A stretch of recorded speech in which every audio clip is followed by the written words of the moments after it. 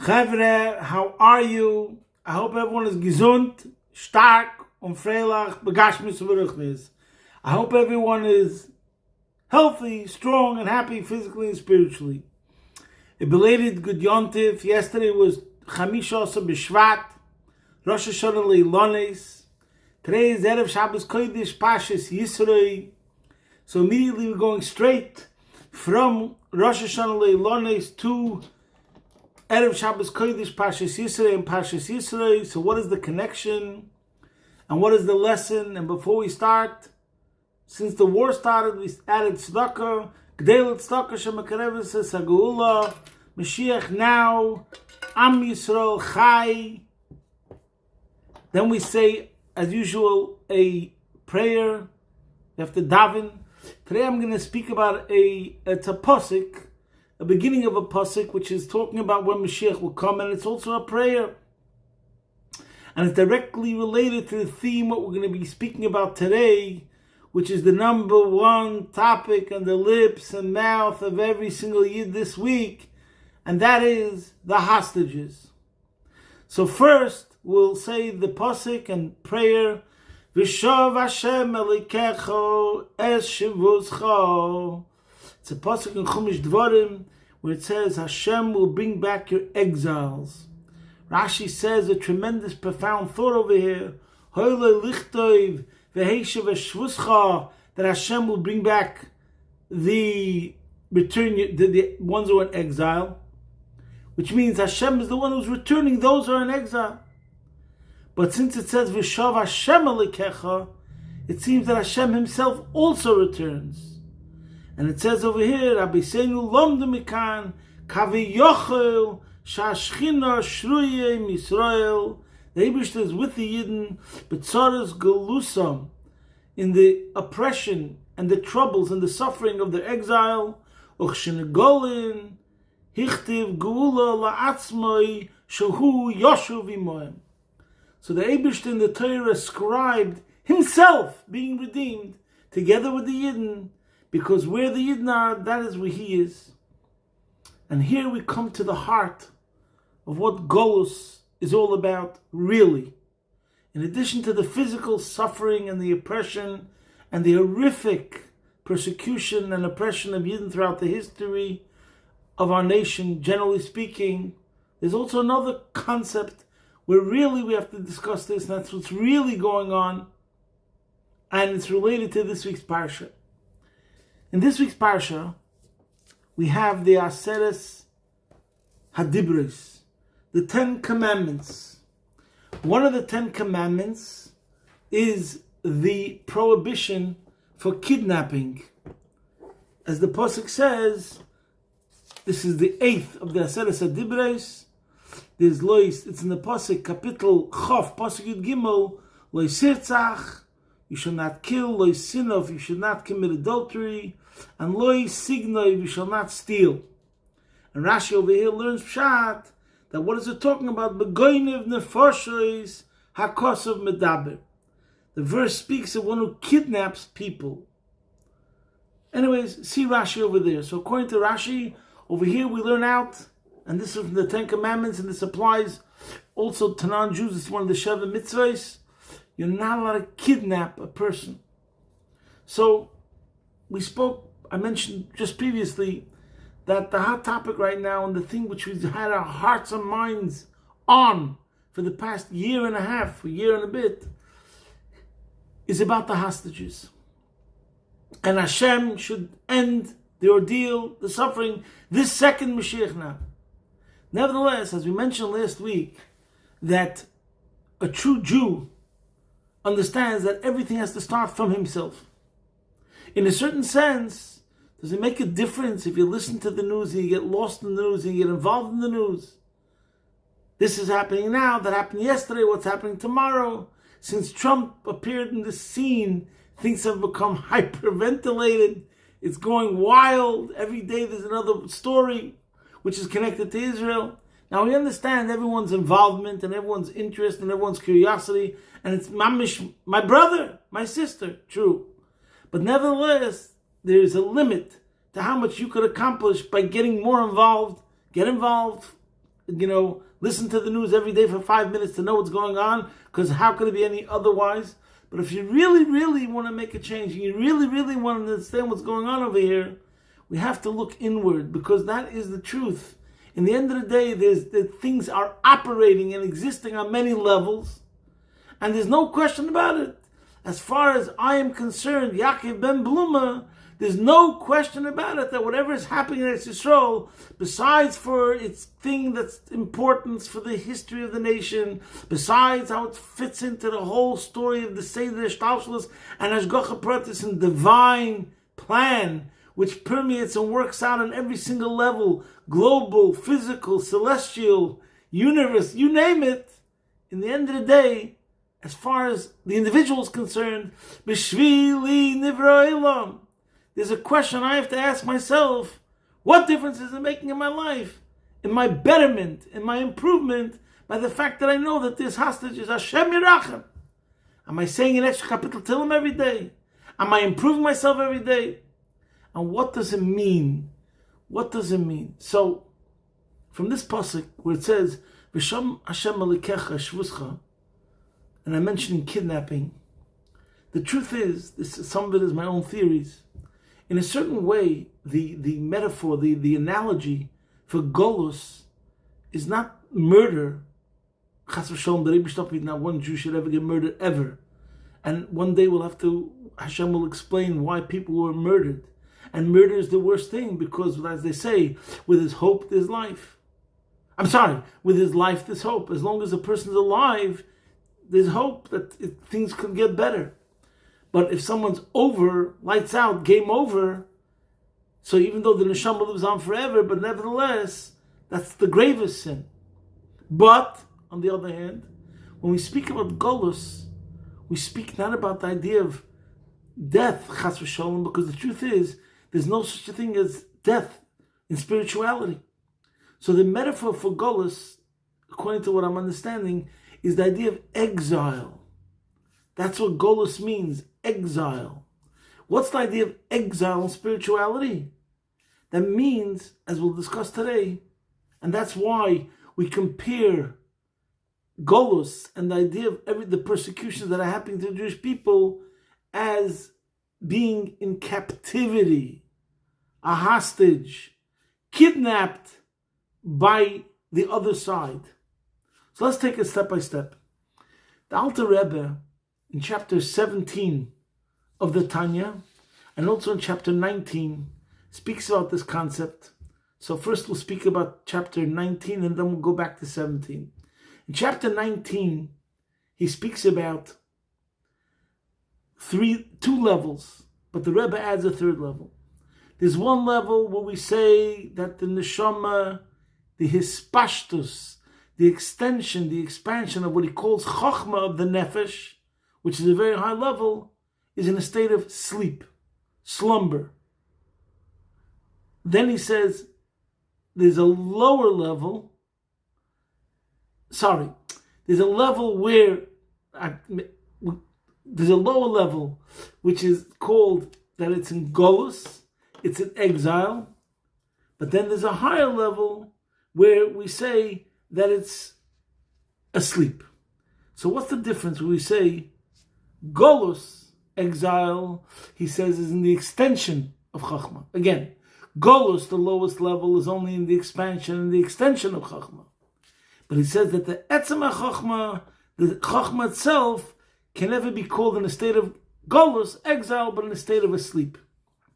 Then the Rebbe says there's a level which is even higher than the Chachma, where we say, Ani Yeshena v'libi er.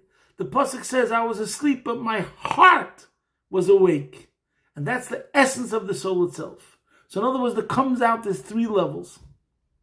There's a level where your soul, a level of your soul, the expansion, the extension, his pashtos of Chachma, is in a level of exile. Then there's a higher level, which is not as bad. You're not in a state of exile, but you're in a state of being asleep. And then there's the highest level, as usual, Chassidus always has the redemptive angle, where you're alive, you're active, you're air, you're awake, you're alert. You're stimulated. You're aroused. So what are these three levels? First, let's understand what it means in Avodah. And that's what it means that a person has to look always inside himself, to always examine himself and examine his motives, that he's always bringing out his better self. And we have to understand the stakes that are involved.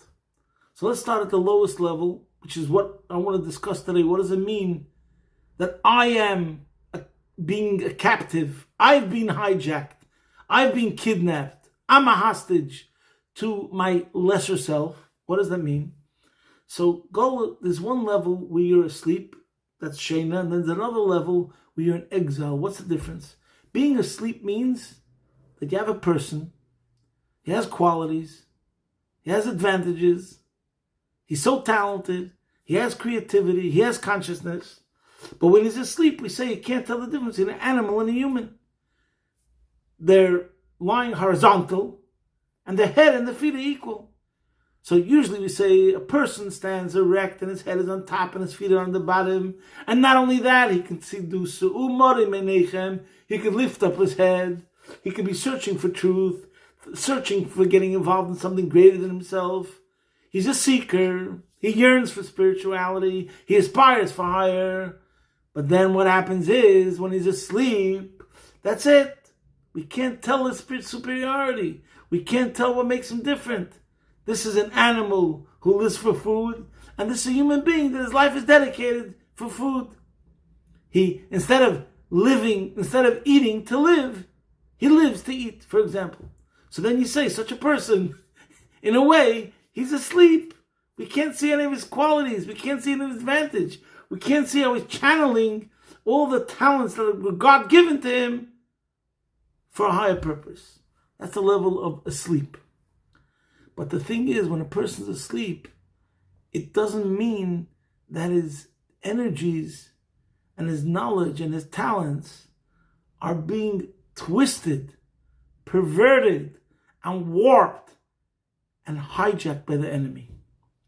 And that's what it means, when someone's in exile, and how Chassidus explains when you do something wrong, so then the chayas, the energy that you used, or the powers that were given to you, are now being channeled the wrong direction. That means that the enemy has now kidnapped your resources, your energy, your electricity, call it whatever you want, and they're using it. And that's the most dangerous thing, and that's the worst thing. And the point is, in a way, the higher you are, the more danger you can cause for the other side when it's not channeled correctly. I don't want to elaborate about the negative, but let's give it an analogy of a soldier. So 1 second. Number one, just like in the physical sense, when a person's a hostage or a captive, so then they could torture the person, Hashem Yirachem, etc., etc. We're not talking about that. Let's now talk about the concept. So the concept is, imagine you have a person who's in the army. You have a person who's in the army, and he could be a private, he could be a captain, he could be a corporal, he could be a major, he could be a colonel, he could be a general. Now the higher you are in your rank, so they could use the knowledge that you have, because you have a clearance for intelligence, that if you're a captain, you have this level of clearance. If you're a major, you have this level of clearance. And that's the way it works, literally. The higher your position is, the more you have classified information that, if God forbid it fell into the wrong hands, would be the greatest catastrophe. Now imagine you're beyond all that. You're the prince, the only child of the king, who knows it's not only about the information that you have in your head, the entire future kingdom is in you. If something happens to you, the entire continuation of the kingdom is at threat. Now this is the pshat. According to Yiddishkeit, according to Chassidus, every time a Yid, Hashem Yirachem, is in the wrong direction, that means that the powers, the energy, the infinity, the Lakus itself that's in the Yid, is now being channeled in the wrong direction. That's what it means. Golus Hashchina. And this is what the Alter Rebbe says. Let's go back to chapter 17, where he speaks about what does it mean to do tshuva. And the Alter Rebbe says that the level of tshuva means tshuva tata. Why is it called the lower level of tshuva? And he says, Lahalois hei tata lakimim nifilosa shenafla lechitzainu, which means in every single one of us there's a spark of the Eibishter. That's the hei tata. And when we go in the wrong place, Kaviyachal, we're dragging the energy of Hashem, the divinity, in the wrong direction. And what does it mean to do tshuva? To extract whatever powers and energies that were previously going in the wrong direction and empowering the enemy, so to speak, gets now returned to the proper place. And not only that, you need the tzedek aliyah, obviously it becomes better. I don't want to elaborate now on all the concepts, but you could say in the end of chapter 17, the Alter Rebbe says that he finishes with the words that he koma menifilosa v'gam nitzava. Why does the Alter Rebbe have to say not only arises, but stands firm? Because he wants to bring out that after the fall, it doesn't just rise, it stands firm, it's firmer than before. Anyways, let's get back to looking at ourselves. Each one of us is looking inside ourselves and being very, very careful that our perspectives, our ashkafas, our mind, your mind is a very precious thing, the mind of a Jew, a Yiddish cup. Don't let it become contaminated. Don't let it become twisted. Don't let it become warped, that it starts speaking ideas or perceptions that are not al pi Torah. That means then you're using Jewish energy, Jewish kaiches, and it's going in the wrong direction. And that's what it means goals. We have to be very careful. Each one of us in our Avodas Hashem has to always be careful when it comes to our minds and our hearts, that it shouldn't be captured, enamored by things that are secularized in essence. Let us, our minds and hearts, be captured by the truth of the Torah. Shabbos Parshas Yisro, the Shabbos of Matan Torah. We have to reaffirm our allegiance to the perspectives of Torah, the hashkafa of Torah, and more drench our brains and our hearts with Torah ideology. That's the opposite of allowing ourselves to become kidnapped by the secularism of the world. So that's Golus. Shina, we already explained. So let's go back to chapter 19. There's one level where you're in exile. That means that Jewish power, Jewish energy is being channeled in the wrong direction, because if they kidnap the colonel, they can give him an injection, he can reveal secrets that could cause damage like you cannot imagine, etc. The same thing is with a Jew. When a Jew is doing something which is not right, that means very powerful forces are being now transformed and twisted in the wrong direction, which is the worst thing possible. Then there's being asleep, which means just a waste, just a pity. You know, when you look at somebody, unfortunately, you say, he has potential. Guess what? The situation is even worse when you might even say he had potential. I don't want to get into it now. So, you know, sometimes you look at a situation and you say, such a waste, such a waste. You know, this person could have dedicated his life to something greater than himself. And what is he doing? He's wasting his time with petty trivialities, you know. It's just such a pity when somebody is not utilizing his potential to the fullest. You know, you look at it and you just say, wow, it really pities, so unfortunate. That's the level of being asleep. But then the Rebbe says that there's the highest level in the neshama. No matter what's happening, it doesn't get dented at all.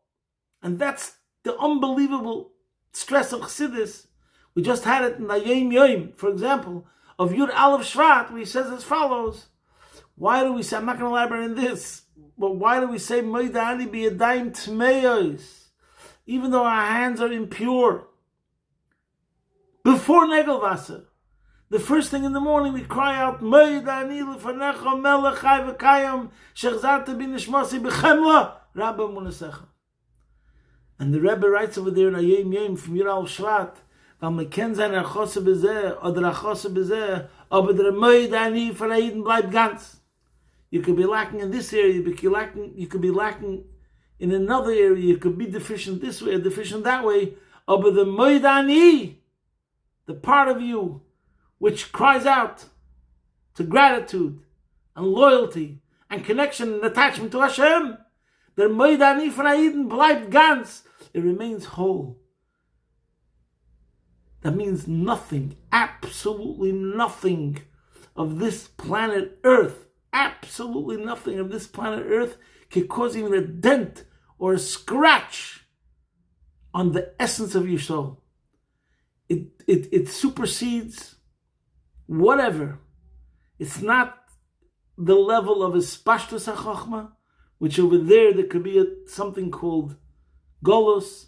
It's not the level of Etzem HaChochma, where over there we could say it's asleep. But it's the level which is always, this is the essence of the quintessential of the neshama, which is always loyal and connected to Hashem. And this we saw so much since the war started, how it's been revealed by hundreds of thousands of Yidden and by millions in a surprising way. Like the hostage who came out and she wrote that her faith kept her strong and she kept on praying. And it's unimaginable, horrific conditions. But nevertheless, her Moidani was vibrant and alive, etc., etc. And this is really happening and is existing by every single Yid. To talk about the idea of kidnapping, I just want to go through some famous episodes and history and Jewish knowledge, so we should appreciate all the more what this is all about. So first of all, just for basic knowledge, there's the story of Dinah, the daughter of Yaakov, who was abducted in the story of Shechem, and everyone knows what happened over there, to what degree Shimon and Levi had to kill the entire city over there because they were guilty of kidnapping Dinah and violating, etc. Look up the story. But from that story alone, we're talking about one Jew, Dinah. And even though this Yaakov's was not so happy about it, but at the end of the day, obviously, Shimon and Levi did the right thing. And that's how you see how grave the sin of kidnapping is, etc. Then there's another story where many pages and many svarim talk about this, based on a Gemara about the brothers of Yosef, Yaakov's sons, that kidnapped Yosef. First they planned to kill him, and then they sold him as a slave. And then the implications of this for the rest of the history of the Jewish nation, all because of this act and the consequences of this act. And all the commentators speak about it because it's related to this concept of kidnapping. In any case, closer to our time, forget about what's going on right now. I'm not forgetting, but I'm saying in addition to what's going on right now, that the entire Yiddish nation is praying and pleading and turning to Hashem because of this hostile situation. But before that, in the 1800s, from 1827, I think, to 1850, there was the story of the Kantanistan. I don't know if you're familiar about it, but Lubavitcher Chassidim know about this very, very much. You could look it up, I'm sure. Google Kantanistan. It was a terrible, terrible decree that started in the times of the Mittler Rebbe, the second Lubavitcher Rebbe. He spoke about it in a Hasidic discourse right before he passed away. And the Hasidic discourse is a famous discourse. It's called Lohaven Inyan Lekichas Anshe Chayil Mi Yisro Biyad Nochrim. It's a famous discourse. And he spoke about this idea. The Kantanistan, by the way, were Jewish children that were kidnapped, conscripted to fight as soldiers in the Russian army. Now, this was something which was supposed to be an equal tax on the entire population of Russia. But in the end of the day, the Jews were more targeted than others, number one. Number two, there were those, Rahman al-Islam, that really were working hard to make it worse for the Jews, they hired what was called chappers, Achmana litzlan, Jews that were completely assimilated, and they were hired to go into Jewish communities and Jewish places and literally kidnap children that were like 7, 8, 9 years old. Now these children, they went to like a school.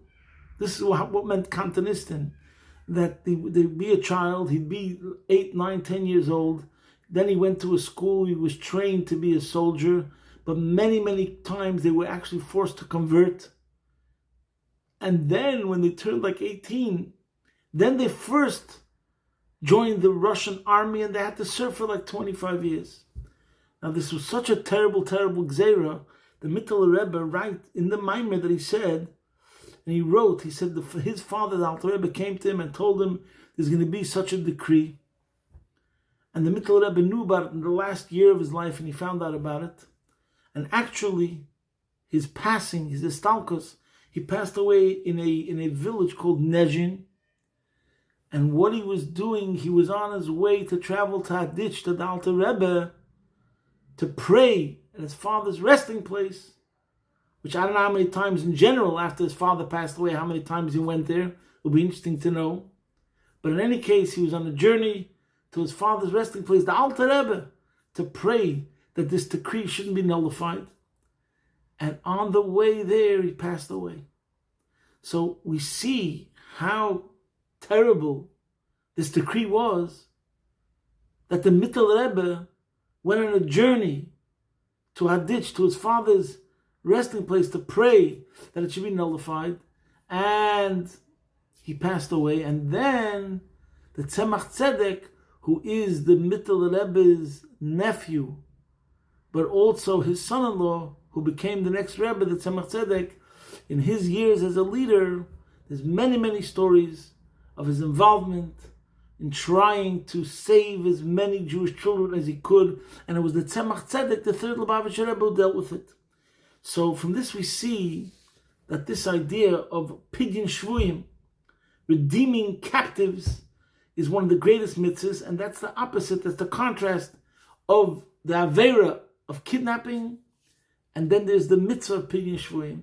We all have to do in the mitzvah of pidyon shvuyim to redeem ourselves and to protect ourselves in the first place, that we should, as much as possible, diminish the concept of golus in our own service of Hashem. There are great many stories about this kantanistim, but we're running out of time, so I'll just quickly connect this to Chamisha Asher B'Shvat and Parshas Yisro. What is Chamisha Asher B'Shvat? Peiros. It's about the fruits.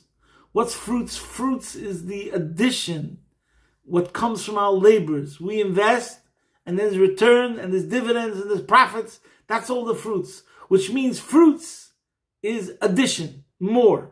And that's exactly what Yisro is. More. Meloshin Yeser, as Rashi explains. So this is the lesson that we have to also tell every one of ourselves. That whatever the situation is, any one of us, that if there's such a thing, I'm talking to myself, if you made any mistakes in your life, and there was a situation of your own being kidnapped, you have to realize it's all so that through that should become more results, more dividend, more profit. You got better, stronger, in your serving Hashem, smarter. And that's what it means, Yisro, more. You know, there was once a conversation that me and my classmates were having. There's such a thing called Thursday night Farbrengens. And there was a discussion about what's the number, say one word that would encapsulate everything the Rebbe stands for. So obviously, you know, the obvious word is Mashiach. The Rebbe is all about Mashiach. But then there was discussion back and forth, and someone else said a line, and we all agreed to it, that the word action also brings out what the Rebbe is. Because in every single letter, in every single sikh, in the end of the day, it's about doing something. What comes out of it? No action. So I was thinking this week when I was learning Parshas Yisro, in a way there's another word that tells you exactly everything you have to know about the Rebbe. And what word is that? Yisro, more. Whoever you are, whatever situation you're in, whatever position you're in, whatever your circumstances in life are, I have one thing to tell you. What the Rebbe is telling you, more productivity, more positivity, more light, more good, etc. The Rebbe should help. We should come to the ultimate more. The Yisro and Acheshech, this second, all the hostages should be free. This second, Mashiach should come, and we should be dancing with the Gula Mitzvah Shlema, with the Torah Chadasha Meiti Teitzei. We're re-experiencing Matan Torah this Shabbos, so we should all experience the Torah Chadasha Meiti Teitzei, the Gula Mitzvah Shlema, take it from Yad Mamish. Posting from my home, Be'ez Hashem Yisbarach, your man in Melbourne.